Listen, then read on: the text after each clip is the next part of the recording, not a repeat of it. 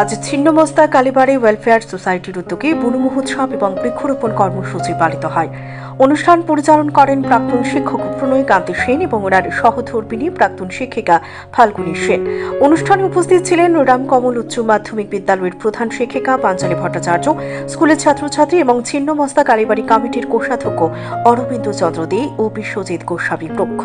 আজ ছিন্নমস্তা কালীবাড়ি এবং রামকমল উচ্চ মাধ্যমিক বিদ্যালয়ের পার্শ্ববর্তী স্থানে প্রায় 30টি বিভিন্ন প্রজাতির বৃক্ষ রোপণ করা হয়। যে সমস্ত বৃক্ষগুলো রোপণ করা হয়েছে তার মধ্যে রয়েছে কৃষ্ণচূড়া, পলাশ, বকুল, আমলকি, বেল সহ বিভিন্ন প্রজাতির বৃক্ষ। জানা গেছে প্রতি বছর ছিন্নমস্তা কালীবাড়ি প্রাঙ্গণে রামকমল উচ্চ মাধ্যমিক বিদ্যালয়ের আশপাশ এলাকার গরিব দুস্থ ছাত্রছাত্রীদের মধ্যে প্রতি বছর প্রাক্তন শিক্ষক প্রণয় কান্তি সেন প্রত্যেক একাডেমিক বছরের প্রথম সপ্তাহের রবিবার বিভিন্ন শিক্ষা সামগ্রী বিতরণ করে আসছেন।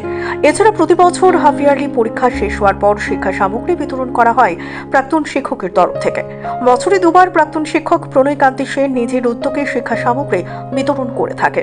আজ ছিন্নমস্তা কালীবাড়ি ওয়েলফেয়ার কমিটির উদ্যোগে বৃক্ষরোপণ অনুষ্ঠানে ছাত্রছাত্রীদের মধ্যে ব্যাপক উৎসাহ পরিলক্ষিত হয়।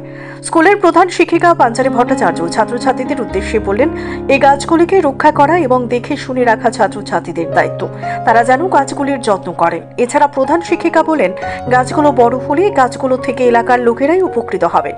প্রাক্তন শিক্ষক প্রণয় কান্তি সেন জানান, এই ধরনের বৃক্ষরোপণ অনুষ্ঠানে তিনি নিজে তার বাড়িতে বড় করে তোলা 3টি পলাশ গাছ দিয়েছেন।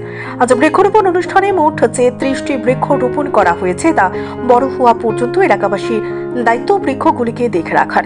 প্রাক্তন শিক্ষক প্রণয় কান্তি সেন এবং সহধর্মিণী প্রাক্তন শিক্ষিকা ফাল্গুনী সেন জানান, তারা আজকের অনুষ্ঠানে থাকতে পেরে নিজেদের ভাগ্যবান মনে করছেন। আজকে যে বন মহোৎসব বা বৃক্ষরোপণ অনুষ্ঠান, সেই অনুষ্ঠান সফল করে তোলার জন্য আমি ছিন্নমস্তা কালীবাড়ি কমিটিকে অন্তর থেকে অভিনন্দন জানাই রামকমল হায়ার সেকেন্ডারি স্কুলের প্রধান শিক্ষিকা শ্রীমতী পাঞ্চালী ভট্টাচার্য মশাই এবং স্কুলের যে সমস্ত ছাত্রছাত্রীরা আছে সবাইকে আজকের এই অনুষ্ঠানকে সার্থক করে তোলার জন্য এখানে উপস্থিত হওয়ার জন্য।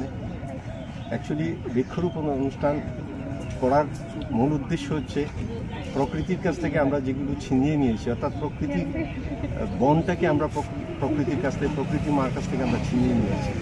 এখন সময় এসেছে, উপযুক্ত সময় এসেছে আমরা আবার তার সন্তানকে তুলে দেওয়া। বৃক্ষ হচ্ছে বন সৃজনের, বৃক্ষরোপণ হচ্ছে বন সৃজনের একটা উপায় এবং এই বন সৃজনের মাধ্যমেই আমরা প্রকৃতিকে তার সন্তান তার কাছে তুলে দিতে চাইছি এবং আমরা যারা সভ্য বলে আমরা দাবি করি, আমরা যাতে সুস্থভাবে এবং বেঁচে থাকতে পারি, একটা সুন্দর পরিবেশে বেঁচে থাকতে পারি, তার জন্য আমাদের প্রত্যেকেরই ভূমিকা গ্রহণ করা দরকার।